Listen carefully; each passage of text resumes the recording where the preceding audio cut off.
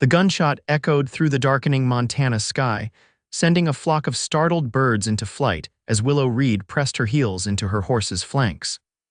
The year was 1878, and she was running out of options just as surely as she was running out of daylight. Her father's ranch, once the pride of Ruby Valley, was now just a memory buried alongside him in the hard, unforgiving earth. Willow tugged at her collar, feeling the sting of the autumn wind against her flushed cheeks. The banker, Mr. Hollister, had made it painfully clear that morning. Pay the outstanding debt by the end of the month or lose everything. 2 weeks. She had 2 weeks to raise more money than she'd seen in her entire 25 years combined. The silhouette of Timber Creek's only saloon appeared through the twilight mist. Willow hadn't touched a drop of liquor since her father's funeral 3 months ago, but tonight seemed as good a time as any to break that streak. Tying her mare to the hitching post, she straightened her simple riding dress and pushed through the swinging doors. The cacophony of piano music, raucous laughter, and clinking glasses assaulted her senses. Smoke hung heavy in the air as she wove between tables of card players and working girls toward the bar. The bartender, a portly man with a handlebar mustache, raised his eyebrows at the sight of her. "Miss Reed," he said with a nod. "Don't often see you in these parts." "Whiskey," she replied, sliding a coin across the countertop. "And information, if you've got it." The man poured her drink and leaned forward. "What kind of information would that be? The kind that pays." Willow tossed back the burning liquid in one swift motion. "I need work." "The kind that would bring in enough to save my father's ranch." The bartender's expression softened. "Sorry about your pa, Miss Reed. Good man he was. As for work." His eyes darted around the room. "Not much I can offer that would be suitable for a lady such as yourself." Willow pushed her empty glass forward for a refill. "I'm beyond caring about what's suitable." 3 drinks later, Willow found herself seated at a table in the corner, listening to tall tales from a group of ranch hands and drifters. They were generous with their stories, but stingy with real opportunities. Her head swam with the unaccustomed alcohol as she excused herself and stepped outside, gulping the crisp night air. The moon hung full and bright as she mounted her horse and started the long ride back to what remained of the Reed Ranch. She'd inherited her father's stubbornness along with his land, but tonight, for the first time, she wondered if that was enough. Dawn found Willow sitting on her front porch, staring at the dilapidated barn. The chickens clucked impatiently, waiting for their morning feed, but she couldn't summon the energy to stand. Sleep had eluded her, replaced by calculations and schemes that led nowhere promising. A cloud of dust on the horizon caught her attention. Visitors were rare these days. Most folks in town had written off the Reed place as a lost cause. Willow squinted against the morning sun, watching as the rider approached at a leisurely pace. The stranger rode tall in the saddle, his broad-shouldered silhouette unmistakably masculine.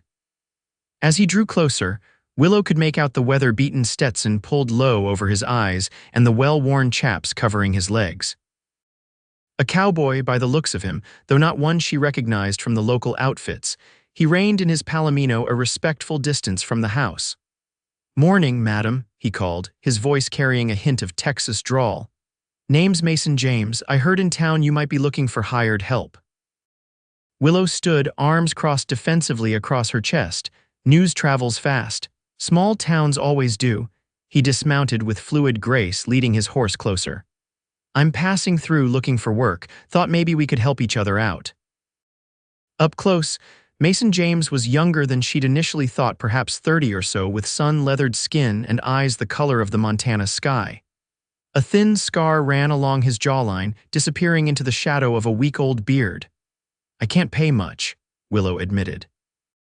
"Barely keeping this place afloat as it is." Mason glanced around at the weathered buildings and overgrown pastures. "Looks like you've got your hands full. I'm not asking for much, just meals and a place to bed down, maybe a small wage when you can manage it." Suspicion flared in Willow's mind.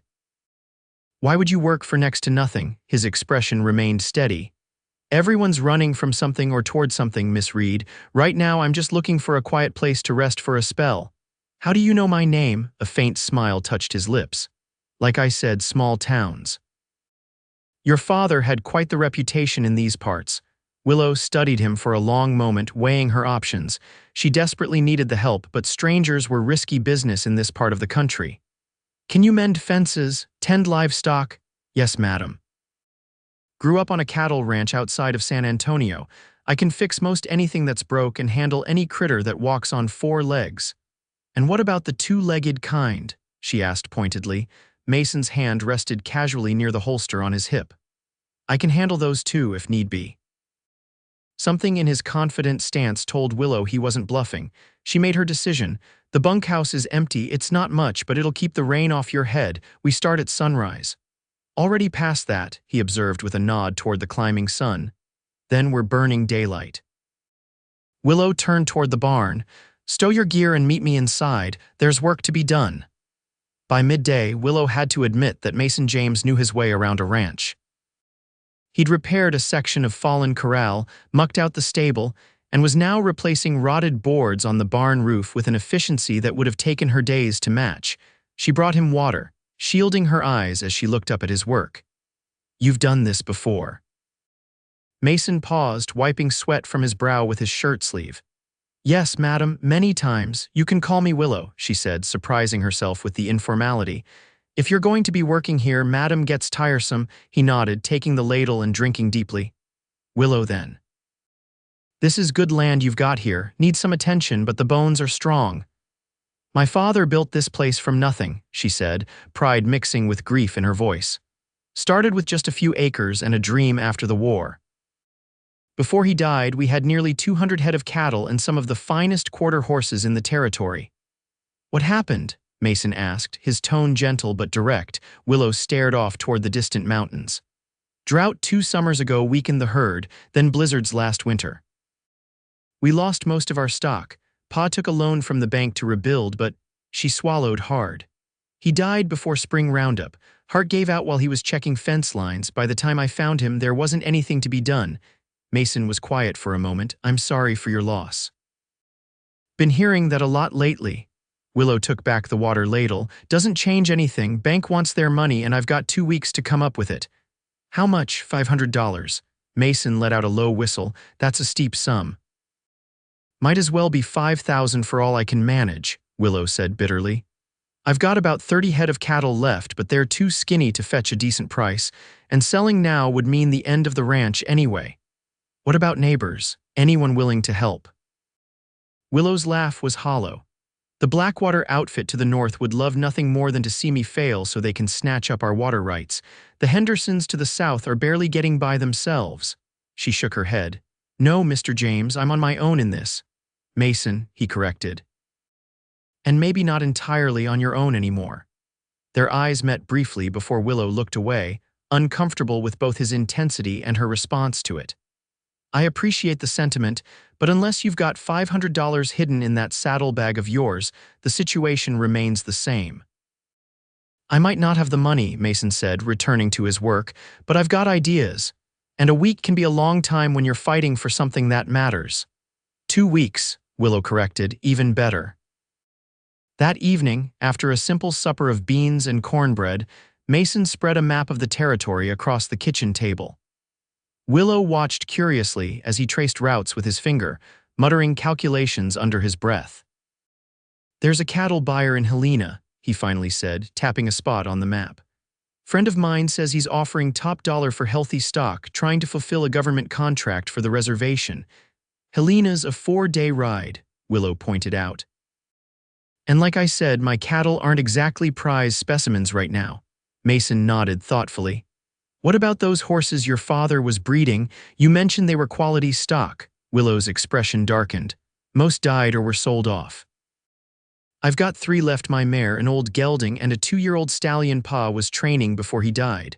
Beautiful animal, but half wild now. I haven't had the time to work with him properly. Mind if I take a look at him tomorrow? Willow shrugged. Suit yourself, but he's not rideable yet. Wouldn't fetch enough anyway. What about other options? Mason asked, folding the map. Any other assets or skills you could leverage? Willow picked at a splinter on the tabletop. I can shoot straight, ride anything with 4 legs, and cook a decent meal. None of that adds up to bank money. What about that? Mason said suddenly, pointing to the corner of the room where an old fiddle rested on a shelf. My father's, Willow explained. He played at every dance and gathering in the county, taught me some, but I'm nowhere near as good as he was. Still, it's something. Mason leaned back in his chair. The Founders' Day celebration is coming up in Timber Creek, isn't it? Usually means contests, dancing, and plenty of folks looking to be entertained. Willow's brow furrowed. You're suggesting I play fiddle for coins. That would take months to add up to anything worthwhile. Not just playing, Mason clarified. There's usually prize money for contests, and where there are celebrations, there are card games, men with money looking to feel lucky. Gambling, Willow's tone was incredulous. That's your solution. Mason's expression remained serious. I'm just laying out options, Willow. Sometimes you have to take chances when your back's against the wall. I'm not a gambler, aren't you? He challenged quietly. You're gambling every day you stay on this ranch, hoping for a miracle. The truth of his words stung. Willow pushed back from the table and walked to the window, staring out at the moonlit landscape. I can't lose this place, she said, her voice barely above a whisper. It's all I have left of him. Mason joined her by the window, maintaining a respectful distance. Then we'll have to make sure you don't lose it. The next morning, Willow awakened to the sound of soft nickering and gentle voices outside. Curious, she threw on her robe and peered through the window to see Mason in the corral with her father's prized stallion.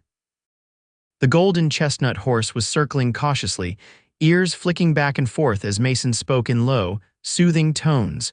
Dressing quickly, Willow hurried outside, approaching the corral with cautious steps. Be careful, she called. Thunder's got a mean streak when cornered. Mason acknowledged her with a nod but kept his attention on the horse. He's not mean, he replied softly. Just confused and testing boundaries. Aren't you, boy? To Willow's astonishment, the stallion slowed his pacing, then stopped altogether, nostrils flaring as he assessed the man before him. Mason remained still, one hand extended, palm up. After a tense moment, Thunder stretched his neck forward, sniffing the offered hand. Well, I'll be, Willow murmured, watching as Mason slowly moved closer to the horse, still talking in that same gentle cadence. Within minutes, he was stroking the stallion's neck, running his hands down the powerful shoulders and legs with practiced ease. He's magnificent, Mason said with genuine admiration. Your father had an eye for horseflesh. This one's got the makings of something special. Pa always said Thunder would be his legacy, Willow admitted. Said he had the speed for racing and the stamina for working cattle. Mason nodded thoughtfully. With some focused training, I believe it. His conformation is nearly perfect. He looked over at Willow. You ever think about racing him? Racing? She shook her head. That wasn't part of Pa's plan. He was breeding working ranch horses. Sometimes plans need to change, Mason said, patting the horse's flank. There's a race at the Founders' Day celebration quarter-mile dash. $300 purse to the winner. Willow's heart skipped. $300. It won't cover the full amount you need, but it would be a substantial start. Mason led Thunder in a slow walk around the corral. We've got 11 days to get him ready. It's possible if we work him right. Hope flickered within Willow for the first time in months, but caution quickly doused it. I can't risk injuring him. He's too valuable for the ranch's future. We'd be careful, Mason assured her. Start slow, build his conditioning, no shortcuts. He paused, studying her face. Unless you've got a better idea, she didn't. After a moment's consideration, Willow nodded. All right, we'll try. But at the first sign of trouble with him, we stop. Deal, deal. Mason smiled, genuine and warm, causing an unexpected flutter in Willow's chest. Now, let's get some breakfast. We've got a busy day ahead. The following days settled into a rhythm. Mornings were devoted to ranch work, mending fences, tending livestock, and handling the endless chores that came with keeping the place functioning. Afternoons were reserved for Thunder's training, with Mason patiently reintroducing the stallion to saddle and rider. Easy now, Mason murmured as Willow mounted Thunder for the first time in months. He remembers you, but he's testing whether you still remember how to handle him. Willow gathered the reins, feeling the powerful animal shift beneath her. I remember, she said, her voice steadier than her nerves. She nudged Thunder forward and he responded with a sidestep and head toss. None of that now, she admonished gently, maintaining firm contact with the reins. Mason watched approvingly as she guided the stallion around the corral. Good, he respects you, that's half the battle right there. By the fifth day, they'd progressed to riding Thunder in the open pasture, gradually increasing his workload. Mason set up makeshift markers for quarter-mile stretches, timing the stallion's runs. "He's fast," Mason commented after one particularly impressive sprint. "Natural talent, but he's still getting winded too quickly. We need to build his stamina." "How do we do that with so little time?" Willow asked, patting Thunder's sweaty neck. "Controlled runs twice a day, walk him out thoroughly afterward, proper feed and extra oats for energy." Mason checked Thunder's legs carefully for any signs of strain, and prayer wouldn't hurt. Willow laughed, the sound surprising her, as it had been so long since she'd had reason to. "I didn't take you for the religious type, Mason James," his eyes crinkled at the corners. "I believe in covering all bases." As they walked the horses back to the barn, Willow found herself studying Mason's profile. In the week since his arrival, the ranch had transformed not just physically, with repairs well underway, but in spirit. There was purpose now, and dare she admit it, enjoyment in the work they shared. "Why are you helping me?" she asked suddenly. "Really, and don't tell me it's just for meals and a bunk." Mason was quiet for several strides before answering. "Maybe I recognize something in you that I respect, determination, loyalty." He glanced her way. "Or maybe I just can't stand to see good land and a good woman go to waste." The compliment brought warmth to Willow's cheeks. "You hardly know me. I'm a fair judge of character, have to be in my line of work." "And what exactly is your line of work?" Willow pressed. "You never did say what brings you to these parts." A shadow crossed Mason's face. "I was a ranch foreman down in Wyoming. Things changed. Thought it was time for new horizons." His evasiveness raised questions, but Willow decided not to push. Everyone had their secrets in this vast, unforgiving country. That evening, they sat on the porch after supper, watching lightning flicker in distant clouds. The air hung heavy with the promise of rain, a blessing for the parched land, but a potential setback for Thunder's training schedule. "My father used to say weather was God's way of reminding men they're not in charge," Willow mused, rocking gently in her chair. Mason smiled. "Sounds like a wise man." He was. Willow traced the worn arm of the rocking chair, stubborn as the day is long but wise in his way. Never took no for an answer, especially when everyone said a widow man couldn't raise a daughter alone in this country. "He did a fine job from what I can see," Mason observed quietly. Willow glanced at him, surprised by the sincerity in his voice. "We had our differences. He wanted me to marry the banker's son, settle into town life. I wanted to learn the ranch business, be his partner," she sighed. "Broke his heart when I turned down Thaddeus Hollister's proposal." Mason's eyebrows shot up. "Hollister, as in the banker who's calling in your loan, his son." "Coincidence, I'm sure," Willow said dryly. "No such thing as coincidences in banking," Mason replied. "How long ago was this proposal?" 2 years, give or take. Thaddeus moved to California shortly after. His father never quite looked at me the same way again." Willow shrugged. "Not that it matters now. The bank wants their money regardless of old social slights." Mason fell silent, thoughtful. The distant thunder rolled closer as the first fat raindrops began to fall. "Seems we might be stuck inside tomorrow," he finally said, standing as the rain intensified. "Might be a good day to work on your fiddling if you're still considering that contest." Willow hadn't touched her father's instrument since the funeral, but Mason's suggestion stirred something in her. "Maybe," she conceded, "if I can remember the tunes." "Music's like riding," Mason said, stepping under the porch roof as the downpour began in earnest. "Once you learn, your fingers remember even when your mind forgets." The rain continued through the night and into the next day, turning the ranch yard into a sea of mud. As predicted, outdoor work was impossible, so after tending to the necessary chores in the barn, they retreated to the house. Willow built up the fire against the unusual chill while Mason cleaned and oiled his saddle at the kitchen table. "Might as well make use of the time," Willow said, reaching for her father's fiddle. The wood felt cool and familiar in her hands as she tightened the bow and tested the strings. The first notes were hesitant, slightly out of tune, but as she adjusted and played on, the music began to flow more naturally. Mason paused in his work to listen, a smile spreading across his face. "You've been holding out on me, Willow Reed. You play beautifully." "I'm rusty," she demurred, though pleasure at his compliment warmed her. Pa used to have me practice every evening after chores, said music fed the soul when food was scarce. He wasn't wrong. Mason set aside his saddle. Know any dancing tunes? Willow launched into a lively reel, her confidence growing with each measure.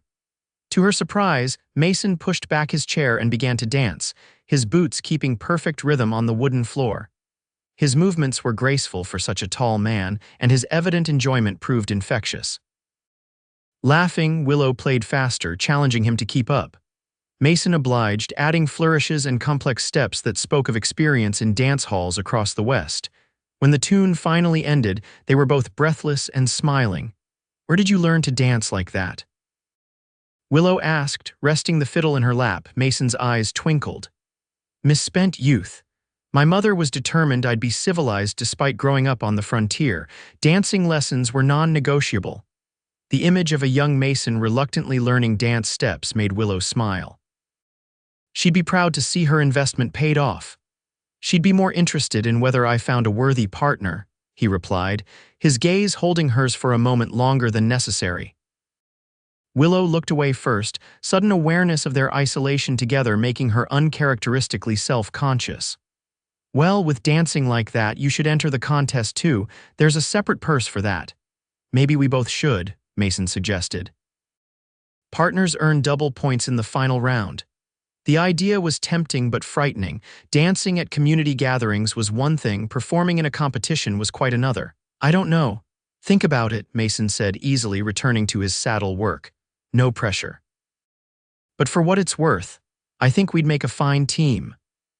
The rain finally cleared by late afternoon, leaving behind a freshly washed landscape and a spectacular sunset that painted the western sky in hues of gold and crimson.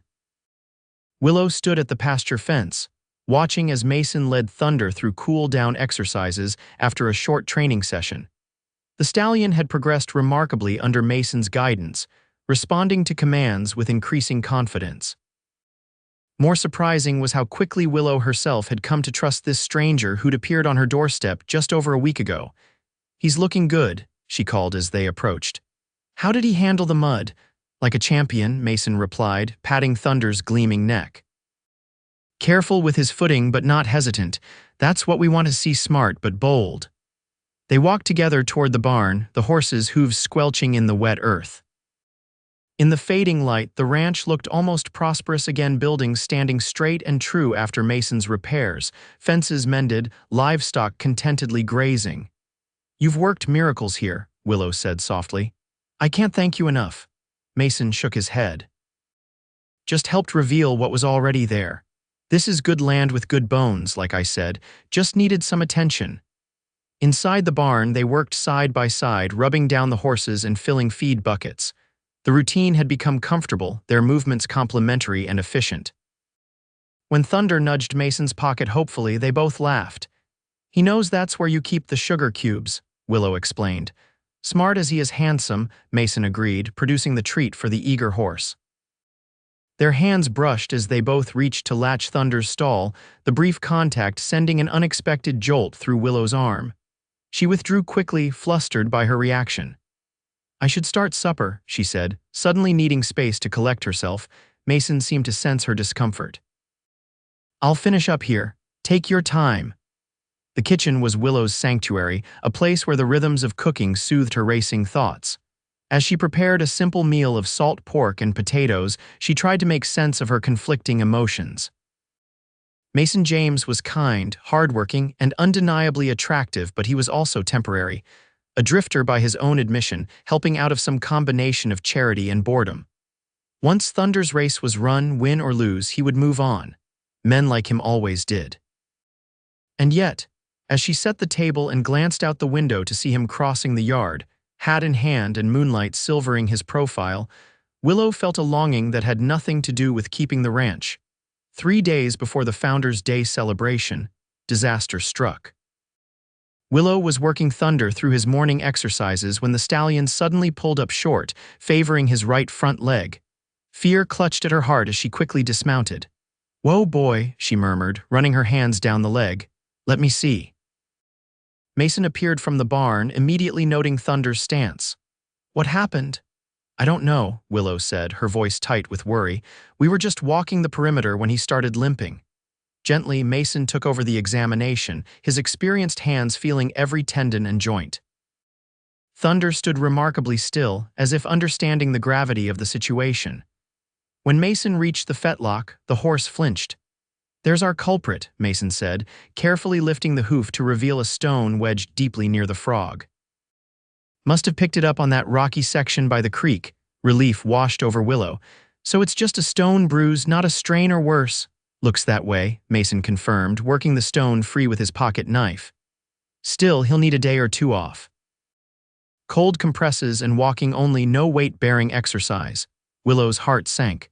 But the race is in 3 days. If he can't train, we've done the hard work already, Mason assured her. Better to have him slightly undertrained than injured. 1 day's rest, then we'll reassess. That night, Willow couldn't sleep. The thought of losing their chance at the race prize, perhaps their only hope of saving the ranch, kept her mind churning with anxiety. Near midnight, she gave up trying, pulled on her robe, and padded to the kitchen for tea. To her surprise, Mason was already there, sitting at the table with a steaming mug between his hands. He looked up as she entered, a tired smile crossing his features. Couldn't sleep either, he asked. Willow shook her head, moving to the stove where the kettle still radiated warmth. Too much riding on this race. Thunder will be fine, Mason said with quiet confidence. He's got heart, that counts for more than perfect conditioning sometimes. Willow joined him at the table, warming her hands on her mug. And if he's not, if we don't win? Mason studied her face in the soft lamplight. Then we try something else, the fiddle contest. The dance competition, selling some of the yearling cattle at premium to that buyer in Helena. He reached across the table, his hand covering hers. You're not alone in this fight, Willow. I made you a promise. The warmth of his touch and the sincerity in his eyes made Willow's throat tight with emotion. Why do you care so much about me, about this ranch? You barely know us. Mason's expression grew serious. Maybe because I lost my own ranch, my own dream. He withdrew his hand, wrapping it around his mug instead. Back in Wyoming, I was foreman on the Broken Spur. Owner died, left the place to his nephew from back east. Young fool had no respect for the land or the traditions. Started making changes, cutting corners. When I objected, he fired me. 2 months later, I heard they'd lost half the herd in a spring blizzard, preventable if they'd built the shelter fences I'd planned. I'm sorry, Willow said softly. Mason shrugged, but she could see the pain beneath the casual gesture. Just business, he said, but ranching isn't just business. It's a way of life. It's respecting the land that feeds you, the animals that depend on you. He looked up, meeting her eyes. When I rode up and saw you fighting for this place all alone, I recognized something.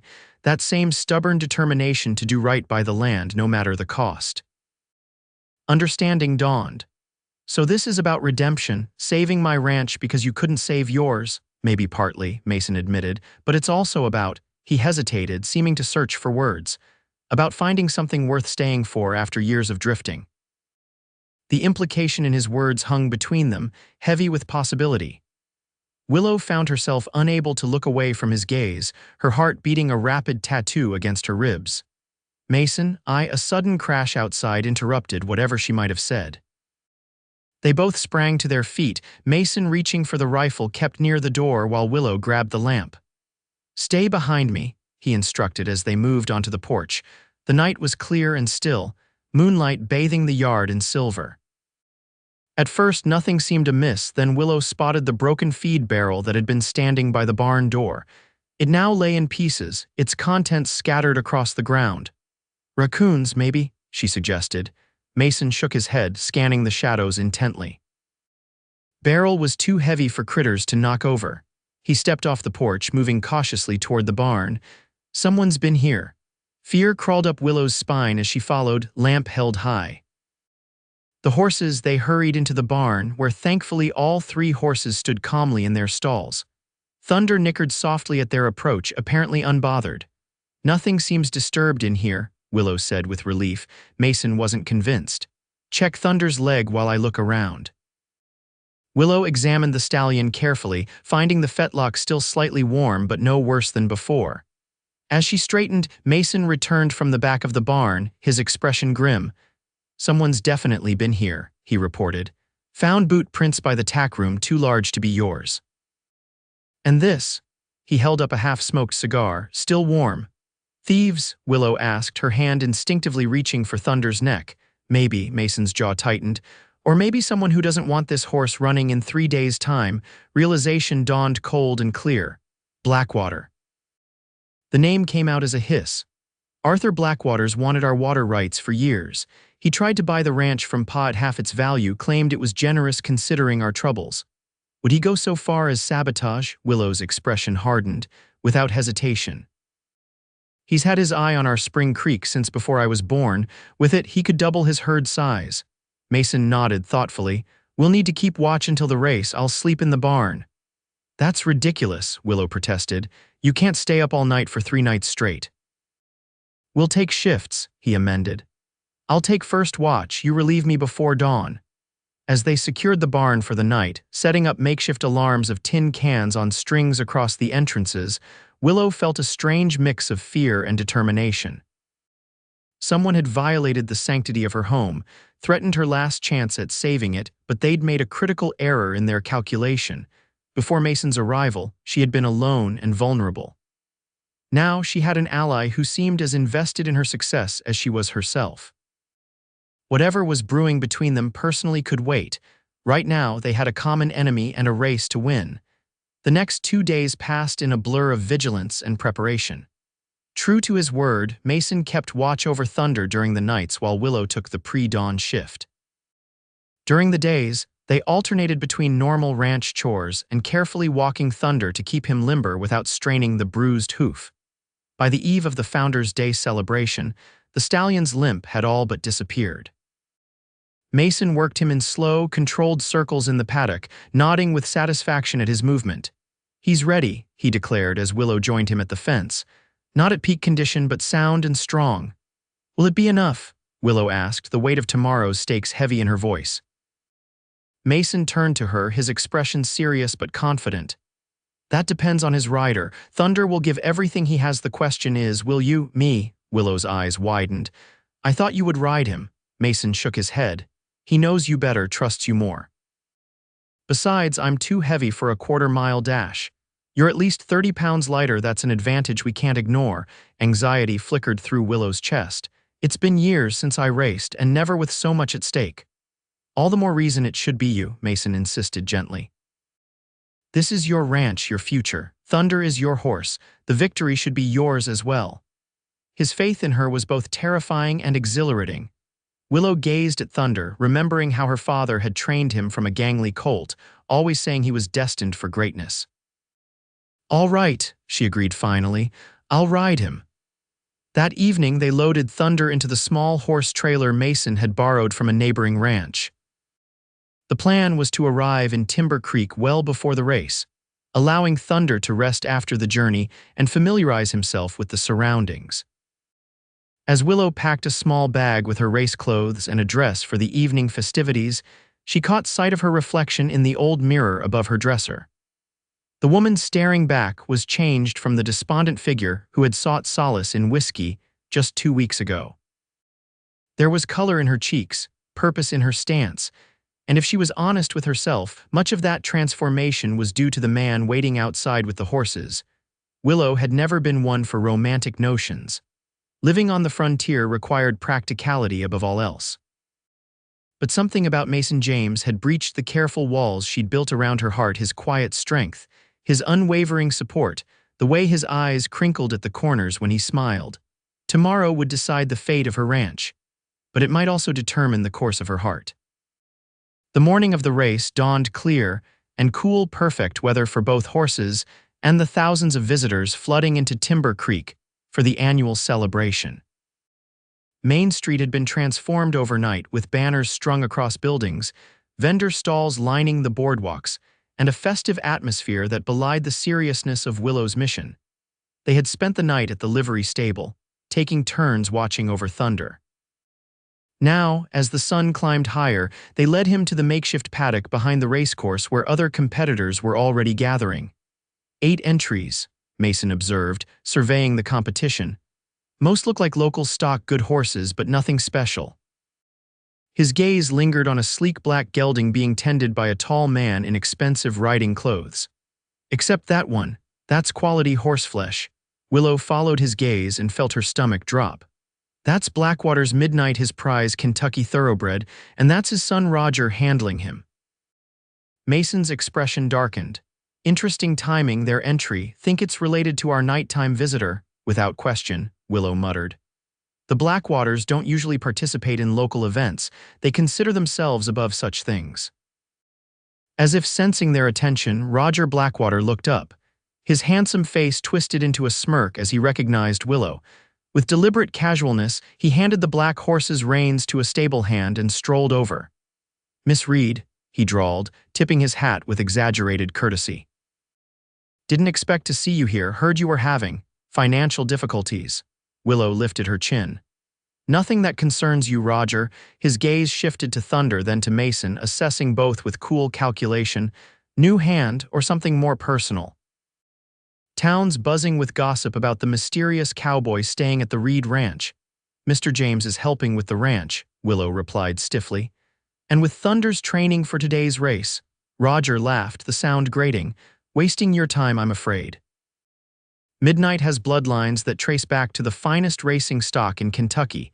He'll leave your little Mustang in the dust." He leaned closer, lowering his voice. "Though I'm sure my father would still be interested in discussing that water rights arrangement if today doesn't go your way."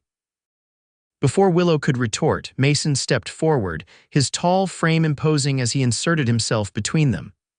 "Sounds like you're mighty confident, Mr. Blackwater. Care to make a side wager on the outcome?" Roger's eyes narrowed. "What did you have in mind?" $500 says our horse crosses the finish line before yours," Mason said evenly. Willow inhaled sharply. It was exactly the amount she needed for the bank money Mason surely didn't have to risk. Roger's laugh held genuine amusement this time. "You must be new to these parts if you're willing to bet that kind of money against Midnight, but I never turn down easy earnings." He extended his hand.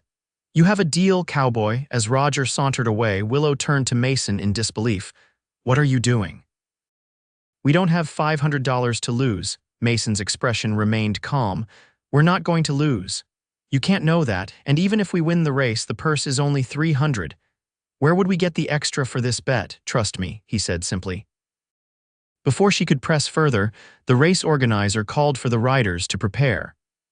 Willow had to focus on the immediate task, winning this race against increasingly difficult odds. She changed into her riding clothes behind a canvas screen, fitted trousers, a light shirt, and boots with minimal heel for better grip. When she emerged, Mason was waiting with Thunder, already saddled with the racing tack they'd borrowed. "He's ready," Mason said, running a hand down Thunder's gleaming neck. Calm but alert, perfect racing mindset.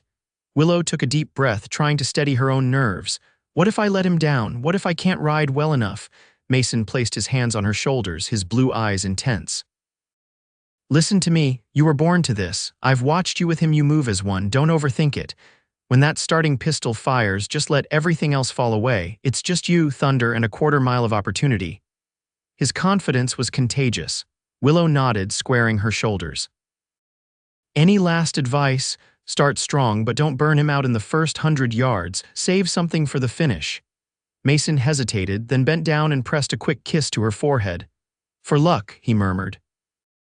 The unexpected gesture left Willow momentarily speechless, a flush rising to her cheeks. Before she could respond, the call came for riders to take their positions at the starting line. The racecourse was a straight quarter-mile stretch along the western edge of town, marked by flags and lined with cheering spectators. As Willow guided Thunder to their assigned position, she could feel the stallion's muscles bunching beneath her, his energy contained but ready.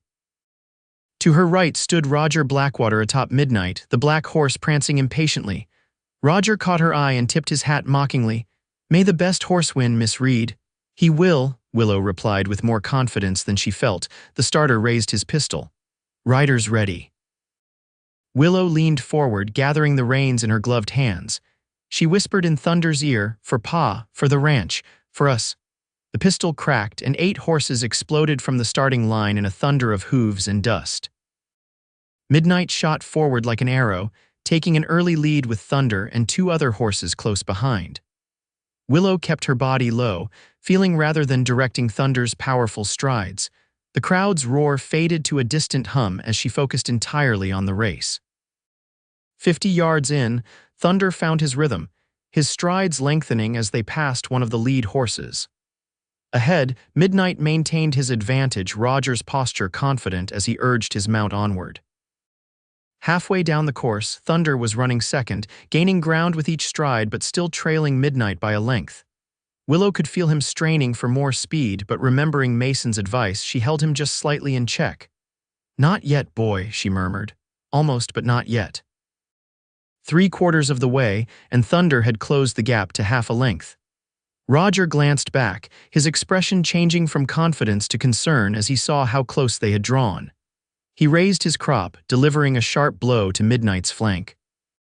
The sight ignited something fierce in Willow's chest. She leaned closer to Thunder's ear. "Now, boy, now." As if understanding perfectly, Thunder surged forward, drawing even with Midnight with 50 yards remaining. The two horses thundered neck and neck toward the finish, neither yielding an inch. Roger was whipping Midnight frantically now, his composure shattered. Willow, in contrast, merely spoke encouragement, her voice steady despite the wild beating of her heart. In the final strides, Thunder found one last burst of speed, his chestnut head inching past Midnight's black muzzle as they flashed across the finish line. The crowd erupted. Willow straightened in the saddle, her face split by a disbelieving grin as she gradually slowed Thunder to a walk. They had won by the narrowest of margins, but they had won. As she guided Thunder back toward the gathering area, Mason burst through the crowd, his face alight with joy and pride. Without hesitation, he lifted Willow from the saddle and spun her around, both of them laughing like children. "You did it," he exclaimed, setting her down but keeping his hands at her waist. "I knew you would." Willow was breathless from more than just the race, acutely aware of his closeness and the admiration shining in his eyes. "We did it," she corrected. "I couldn't have done this without you." Their celebration was interrupted by Roger Blackwater, his face flushed with anger and exertion. "Impossible," he spat. "That horse couldn't beat Midnight in a fair race." Mason's expression cooled as he turned to face the fuming man. "Looked plenty fair to me and to everyone else watching." He extended his hand. "I believe you owe us $500, Mr. Blackwater." Roger's face contorted. "This isn't over. My father won't stand for this humiliation."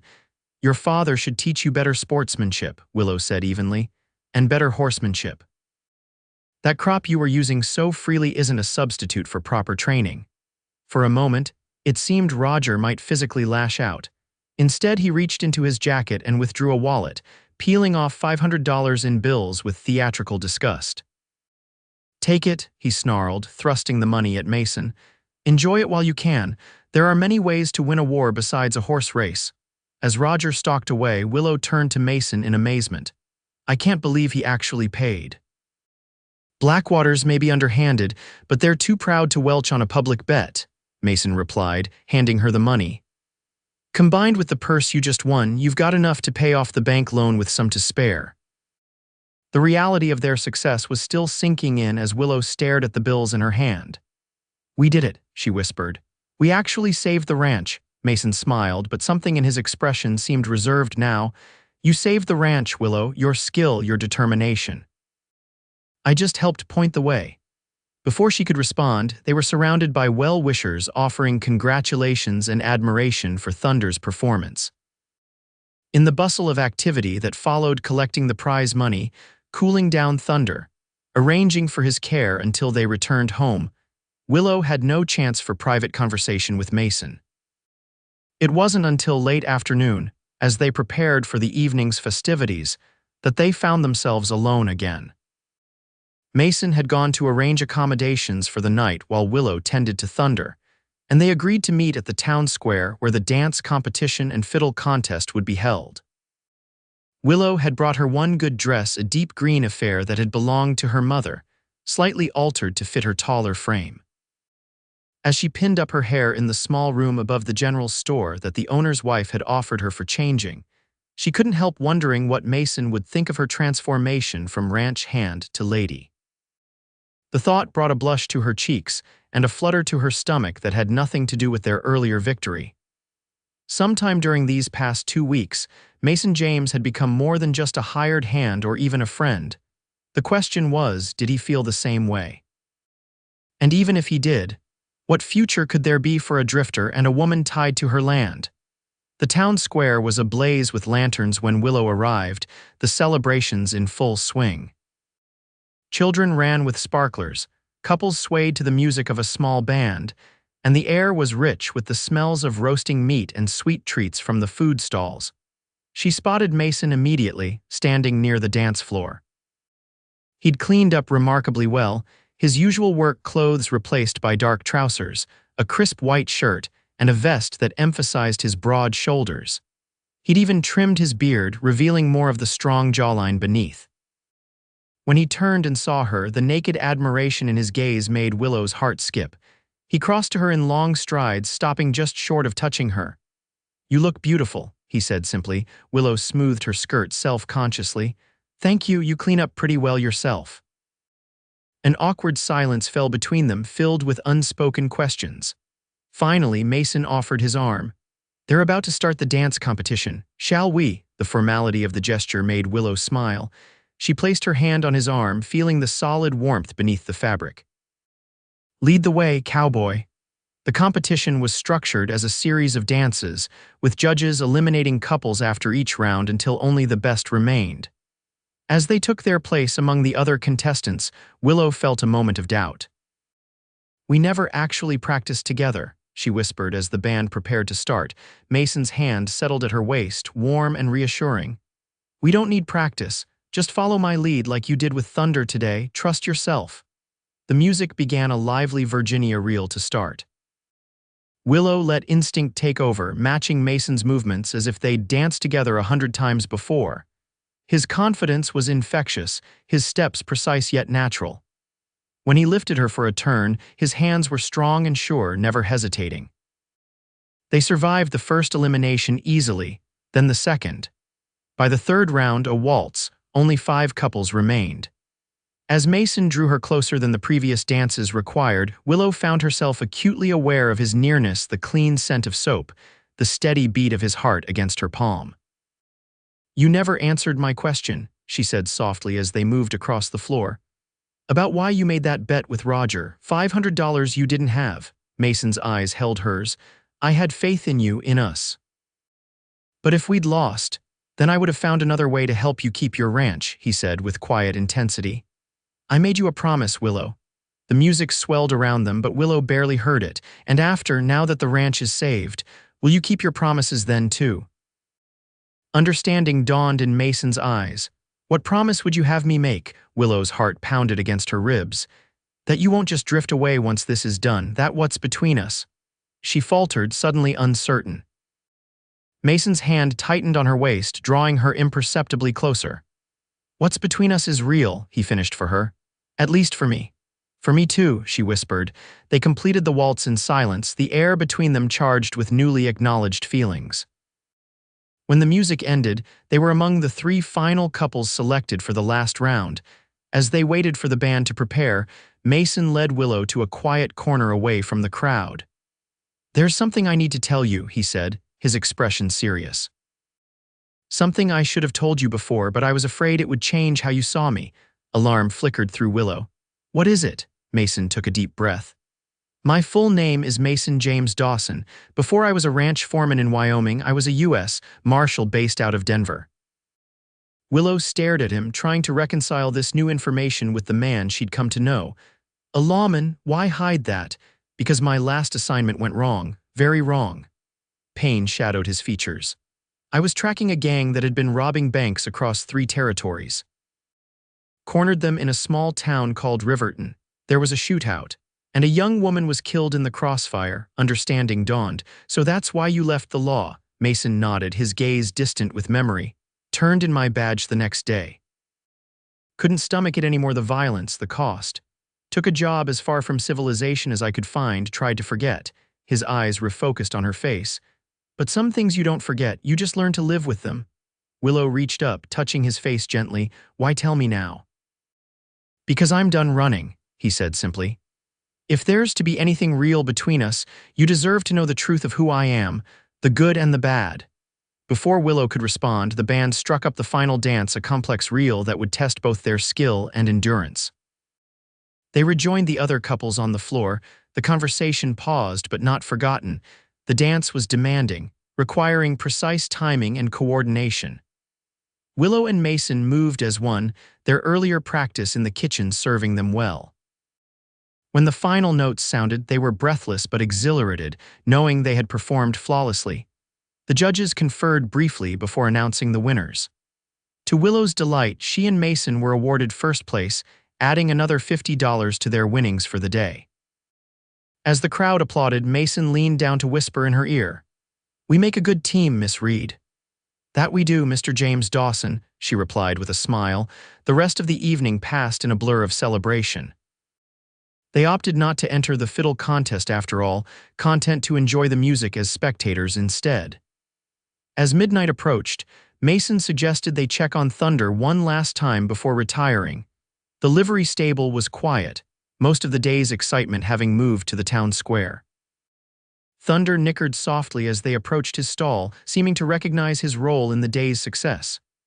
"He's a champion now," Willow said proudly, stroking the stallion's velvety muzzle. "Pa would be so proud." "He'd be proud of you," Mason corrected gently. "Taking on the Blackwaters, saving the ranch against all odds." He paused, studying her face in the lantern light. "What will you do now? With the ranch secure, I mean." Willow considered the question. "Build it back up, breed more horses like Thunder, maybe even start a proper racing stable." She glanced at him sideways. "If I had the right partner." The word hung between them, laden with possibility. Mason took a step closer, his eyes never leaving hers. "Are you offering me a job, Willow Reed?" "Not exactly." She gathered her courage. "More like a partnership. Equal stakes in whatever we build together." Mason's expression grew serious. "That's a generous offer, but are you sure that's what you want? You barely know me." "I know enough," Willow replied firmly. "I know you're honorable, hardworking, and kind. I know you understand what the land means to me because it means the same to you, and I know." She took a steadying breath. "I know I haven't felt this way about anyone before." Mason's hand came up to cup her cheek, his touch gentle despite the calluses on his palm. "I've been drifting for so long, I wasn't sure I remembered how to stay in one place, until I met you." The confession, simple as it was, made Willow's heart soar. She leaned into his touch, her eyes closing briefly. "Is that a yes?" Instead of answering with words, Mason lowered his head and kissed her. It was tentative at first, then deepening as Willow responded, her arms coming up to encircle his neck. In that moment, everything else fell away, the noise of distant celebrations, the worries of the past, the uncertainties of the future. There was only this, only them. When they finally parted, both slightly breathless, Mason rested his forehead against hers. "That's a yes," he murmured. "To all of it." The following morning, they concluded their business in town with a visit to the bank. Mr. Hollister's face couldn't quite hide his disappointment when Willow counted out the full loan amount onto his desk. "I must say, Miss Reed, this is unexpected," he said stiffly. "We were under the impression your financial situation was quite dire." "Situations change," Willow replied pleasantly. "I trust this settles our business completely." The banker had no choice but to agree, though his gaze lingered suspiciously on Mason, who stood quietly beside Willow. As they prepared to leave, Mr. Hollister cleared his throat. "A word of caution, Miss Reed. Arthur Blackwater was quite interested in acquiring your property should the loan have gone into default. He may not take kindly to this development."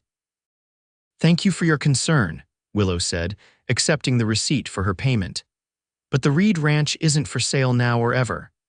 Outside, they collected Thunder and began the journey home, both riding Willow's mare while the stallion followed behind the small wagon they'd borrowed. The day was perfect, clear blue sky, gentle breeze, and the promise of a future neither had dared imagine just weeks before. "We should celebrate properly tonight," Mason suggested as they crested the hill overlooking the ranch. From this vantage point, the buildings looked solid and welcoming, smoke curling from the chimney where they'd left a slow fire burning. "Our new partnership deserves a toast," Willow smiled, leaning back slightly against his chest as he held the reins. I might have a bottle of my father's good whiskey hidden away for special occasions. Perfect, Mason agreed, then hesitated. Although, what?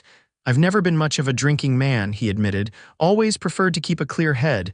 Willow laughed softly. We don't have to drink whiskey. There are other ways to celebrate. As twilight settled over the land, they sat together on the porch, watching the first stars appear. Inside, a fire crackled in the hearth, the house warmer and more alive than it had felt since Willow's father died. Mason had insisted on cooking dinner a surprisingly good stew that spoke of many nights fending for himself on the trail. When the evening chill became too much, they moved inside. True to her word, Willow produced an old bottle of whiskey from her father's study and poured a small measure into 2 glasses. To new beginnings, she proposed, raising her glass. Mason lifted his in response. And to your father, who raised a daughter strong enough to fight for what's hers. They sipped the amber liquid, its warmth spreading through Willow's chest. The firelight cast dancing shadows across the room, creating an intimate cocoon against the vast darkness of the Montana night. Tell me more about your plans for the ranch, Mason said, settling into the chair opposite hers. The racing stable idea has merit. They talked late into the night, sharing dreams and practical plans in equal measure. The future they sketched together was ambitious but achievable, expanding the horse breeding operation, introducing new bloodlines, perhaps even building a proper training track on the eastern pasture. As the fire burned down to embers, Willow found herself growing quiet, contemplating the strange turns of fate that had brought Mason to her door that day. She stared into the remaining flames, the half-empty whiskey glass forgotten in her hand. Mason observed her thoughtful silence. Second thoughts? He asked softly. Willow shook her head, just the opposite, wondering how different things would be if you hadn't ridden up that morning. I've wondered that myself. Mason rose, moving to kneel beside her chair. Gently, he took the glass from her hand. With deliberate care, he poured its contents into the fire where it flared briefly before dying away. Let's try coffee instead, he suggested, his blue eyes warm with meaning.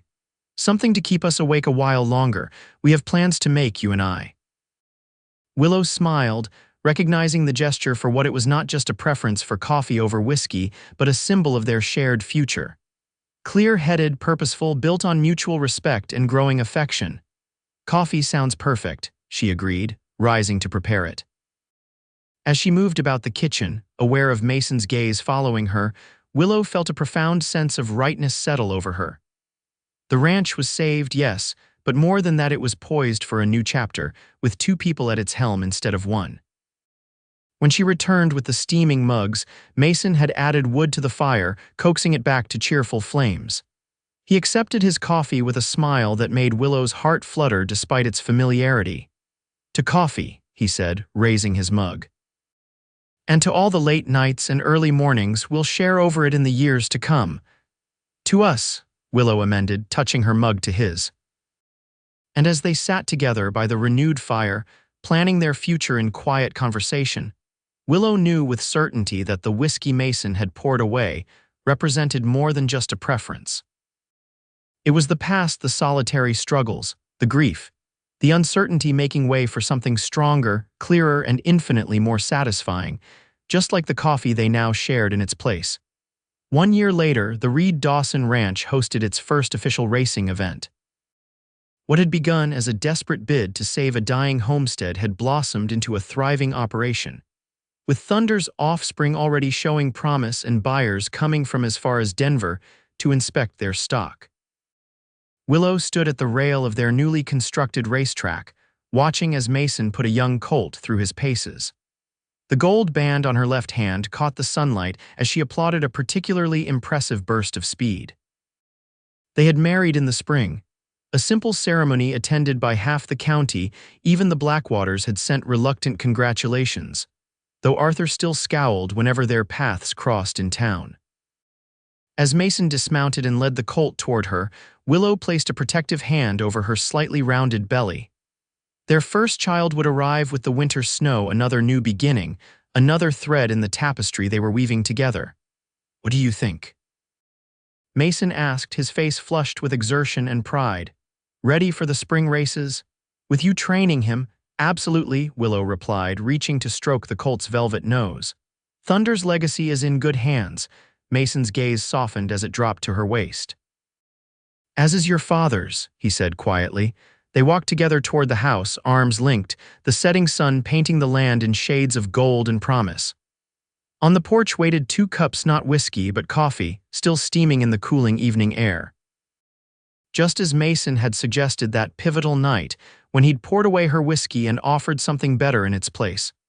Not just a different drink, but a different future, one built on clarity, strength, and enduring love.